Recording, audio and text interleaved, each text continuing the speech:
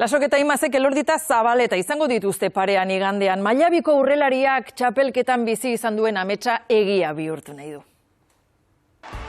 Lautertukoan egindako lan bikainak ireki zizkion binakako ateak eta txapelketako ezusterik onena izan da. Debutaria aurrenengo final handia jokatuko du Elordi mailabitarrak. Partidu desberdin bat, berezi bat, disfrutatzeko partidu bat eta bueno, ia holandan.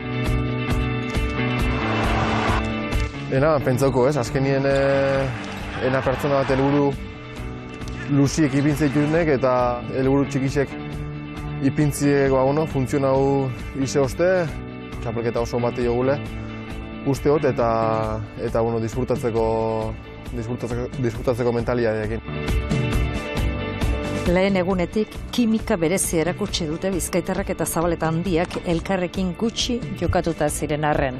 Hori da, pareja batek bidagena ez, konpenetratzi eta hori izan da gure klabik importantiena eta ona arte heldu hori gaitik izan da. Ligaxka luzeko bikoterik onenari Xabi Tolosaren lesioak erraztu zion finalerako bidea.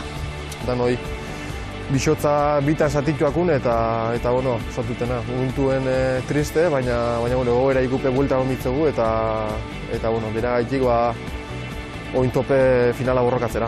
Txapela irabaztera helduko bagineke, berantzako izango litzeke nire partitu behintzet.